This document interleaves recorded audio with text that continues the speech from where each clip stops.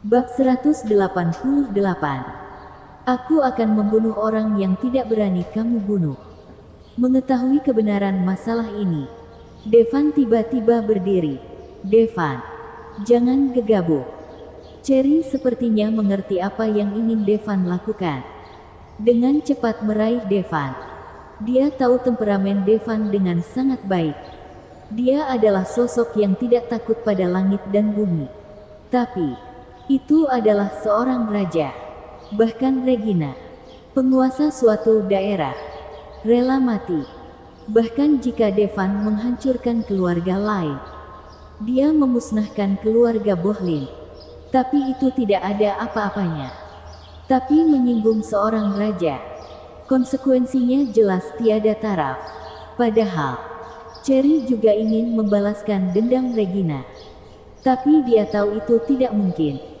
Selain itu, Devan menyelamatkan sang putri tepat waktu. Sehingga bisa dibilang bahwa Regina mungkin cuma mati sia-sia. Apakah Ogen akan memenuhi janjinya tergantung pada karakternya. Lepaskan aku. Pada saat ini, ekspresi Devan sangat mengerikan. Dia tidak peduli apakah pihak lain adalah raja atau bukan. Berani membunuh Regina. Bahkan penguasa dunia ini sekalipun harus mati juga. Devan, dengarkan aku. Jangan ganggu cari masalah dengan Raja Ponyo. Perlakukan saja pimpinan seperti. Cherry menangis. Alasan kenapa Regina setuju untuk menukar hidupnya dengan Putri Bella itu adalah karena Ogen setuju dengan syaratnya. Dia akan membalaskan ketidakadilan ayahnya. Kalau Devan cari masalah dengan Ogen, kalau Devan menang, ayah Regina tidak akan bisa menepati janjinya. Meskipun Cherry tidak mengira Ogen akan memenuhi janjinya, setidaknya ada sedikit kemungkinan. Tapi kalau Devan kalah, maka Devan harus mati. Awalnya Cherry mengira orang ini adalah orang jahat yang besar. Tapi sekarang, dia tidak ingin Devan mati. Devan kembali menatap Regina, yang terlihat seperti putri tidur. Berkata-kata demi kata, balas dendam. Aku akan membalasnya. Masalah ayahnya akan kuselesaikan. Aku akan membunuh mereka yang orang lain tidak berani bunuh. Semua orang tahu status seorang raja di Al-Sutra. Itu hampir merupakan sosok yang penuh kuasa. Kecuali Ratu Al-Sutra. Tidak ada yang bisa menghukumnya atas kejahatannya. Itu sebabnya Cherry memberitahu Devan untuk tidak bertindak agresif. Tapi saat ini, dia mendengar apa yang dikatakan Devan. Cherry kembali menangis. Dia akan membalaskan dendam Regina. Masalah ayah Regina juga akan diselesaikan. Devan akan membunuh mereka yang orang lain tidak berani bunuh. Sangat mendominasi. Bahkan, sedikit terlalu sombong. Faktanya, setelah semua terjadi, semua yang dihadapi Regina, ini semua karena Devan. Kalau Regina tidak bertemu Devan, mungkin semua ini tidak akan terjadi.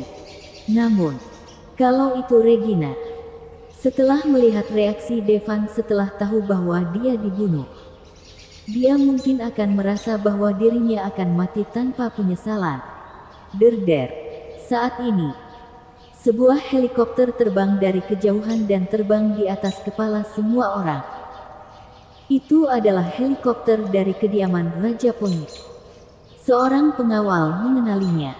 Apa Ogen ada di sana? Devan bertanya dengan dingin. Aku tidak tahu.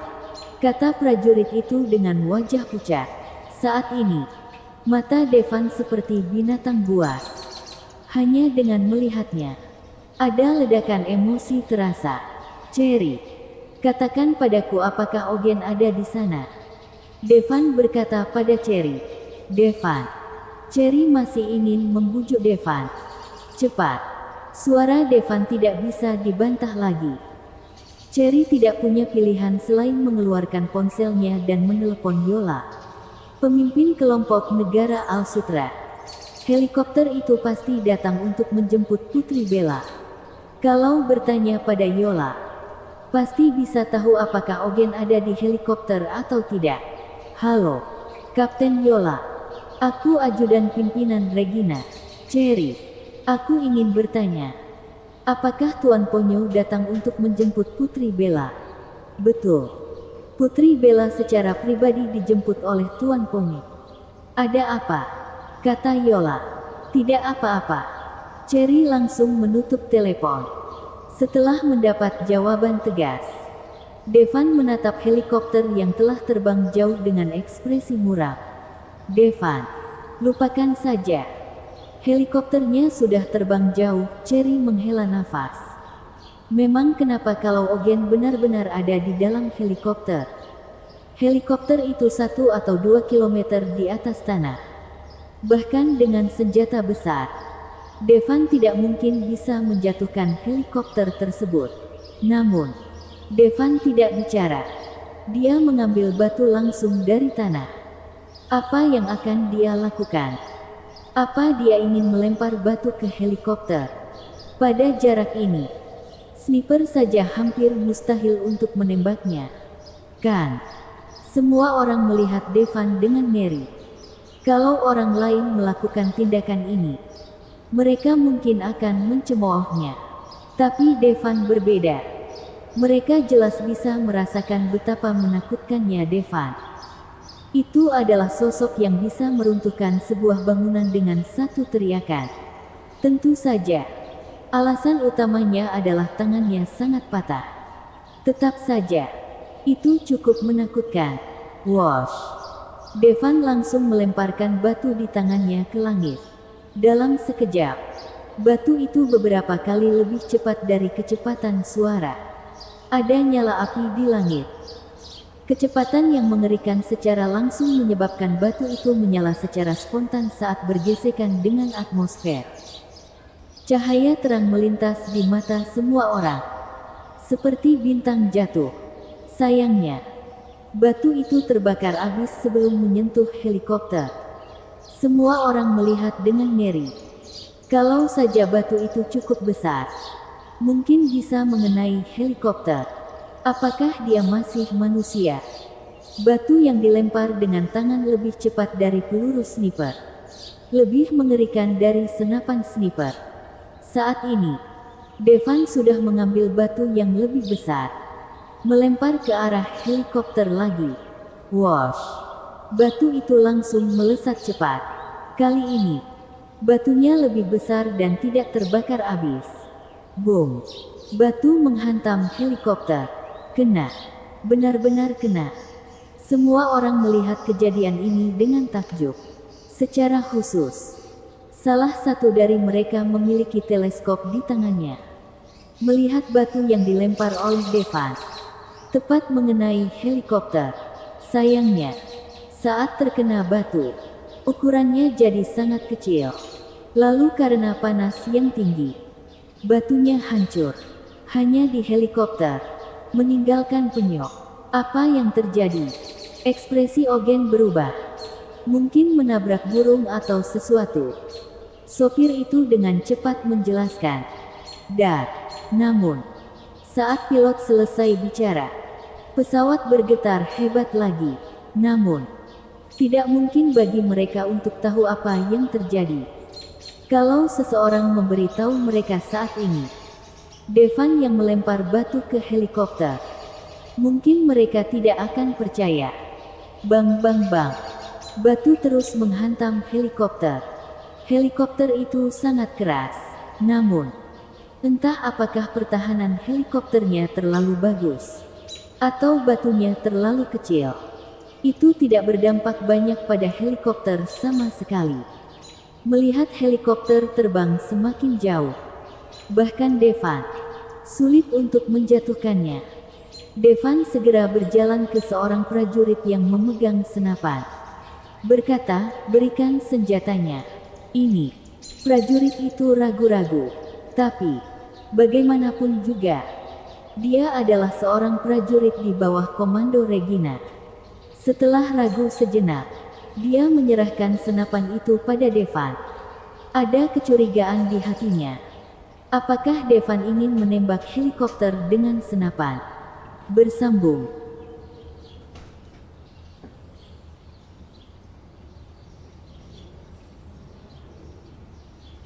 Bab 189. Tuan Putri mencintai Devan. Saat ini, jarak helikopter sudah melebihi 2000 meter. Walaupun punya senapan sniper terbaik dan penembak jitu terbaik, mustahil untuk menembaknya kan. Namun, Devan sama sekali tidak berniat menembak helikopter dengan senapan. Terlihat bahwa dia dengan cepat menarik peluru dari senapan. Kemudian mengeluarkan pelurunya. Wosh! Kali ini, yang dilempar Devan adalah peluru. Pop! Kekuatan peluru jauh lebih kuat dari batu. Seketika mengenai helikopter. Ada apa? Ogen akhirnya menyadari ada yang tidak beres. Lapor. Helikopter mungkin diserang. Tapi tolong jangan khawatir. Helikopter ini anti peluru, kata pilot dengan percaya diri. Cepat pergi dari sini. Meski helikopter itu anti peluru, Ogen tetap berkata dengan suara berat. Meski dengan kekuatannya, dia tidak takut dengan senjata api biasa. Tapi jika itu adalah senjata yang dibuat khusus, itu masih bisa mengancamnya. Bagaimanapun, helikopter itu berada di ketinggian 2 km saat ini. Kalau bisa mengenai helikopter, itu pasti senjata buatan khusus. Sekarang putrinya masih di helikopter. Dia tidak ingin terjadi sesuatu pada putrinya. Wosh! Devan melemparkan peluru senapan ke helikopter satu persatu. Peluru-peluru itu tertanam di permukaan helikopter. Sayangnya, itu tidak bisa menembus helikopter anti peluru. Pada akhirnya, Devan hanya bisa melihat helikopter itu terbang menjauh. Namun, dia tidak peduli. Bagaimanapun, dia tahu siapa yang membunuh Regina. Kalau bisa lari, tapi tidak akan bisa jauh. Dia segera memanggil Vexana. Vexana, segera siapkan helikopter untukku, kata Devan ke telepon. Hanya dalam 20 menit, sebuah helikopter datang. Tuan, mau kemana? Vexana sendiri yang mengemudikan helikopter. Dia melompat keluar dari helikopter, memakai jaket kulit ketat. Rambut panjang diikat ekor kuda di belakang. Terlihat heroik. Rumah Raja Ponyo, kata Devan perlahan. Tuan maksud Tuan Ponyo dari Ogen Ponyo. Vexana terkejut ketika mendengar ini. Benar, tapi itu jaraknya 2000 km jauhnya. Helikopterku tidak bisa terbang sejauh itu, kata Vexana. Tidak peduli cara apa yang akan kamu pakai. Aku harus pergi ke tempat Raja Ponyo. Devan tidak peduli. Tuan, tunggu dulu. Vexana mengeluarkan telepon dan menelepon. Segera, Vexana berkata pada Devan, Tuan, jet pribadinya sudah siap. Kamu bisa pergi ke sana bersamaku. Devan, kamu tidak harus pergi. Cherry ingin membujuk Devan. Jaga tubuh Nona Regina. Saat aku kembali, beri dia pemakaman yang megah, kata Devan pada Cherry. Lalu naik ke helikopter. Melihat kepergian Devan, Cherry meneteskan air mata dan berkata, pimpinan, apa kamu lihat bahwa dia benar-benar akan menantang seorang raja untukmu? Selama sisa hidupku, kalau aku bisa bertemu pria seperti itu, bahkan jika aku hancur berkeping-keping untuknya. Terus kenapa? Tentu saja, helikopter Raja Ponyo juga tidak bisa terbang sejauh 2000 km. Jadi, tak lama kemudian, helikopter berhenti di sebuah bandara pribadi. Ogen mengikuti Bella ke pesawat kecil. Adik, pada saat ini, Piero sudah menunggu di sini. Melihat bahwa Bella aman dan sehat, ekspresi senang akhirnya muncul di wajahnya. Kalau sesuatu terjadi pada Bella, dia juga akan mati. Untungnya, Dia diselamatkan oleh seorang pria misterius dari Al-Sutra. Namun, pada saat ini, Bella sepertinya memikirkan sesuatu. Piero diabaikan sepenuhnya. Ayah, bagaimana kamu akan berterima kasih pada Devan? Tanya Bella. Ogen menatap putri kecil itu dengan penuh perhatian. Berkata, bagaimana kamu ingin berterima kasih padanya? Kamu terus bertanya padaku. Mungkinkah kamu ingin berterima kasih padanya dengan tubuhmu? Ogen hanya bercanda. Tak disangka, putri kecilnya itu tidak membantah. Sebaliknya, ada ekspresi malu di wajahnya. Ogen terkejut. Kamu tidak benar-benar ingin menikahi Devan kan? Saat ini, Ogen sudah memeriksa semua informasi Devan. Dia juga tahu bahwa Devan memiliki kekuatan yang besar di tingkat Grand Emperor. Grand Emperor berusia 20-an. Ini pasti jenius. Dengan seorang putri Al-Sutra, jelas itu lebih dari cukup. Ayah, apakah menurutmu dia tidak cukup baik untukku? Melihat Ogen mengerutkan kening, putri kecilnya buru-buru bertanya.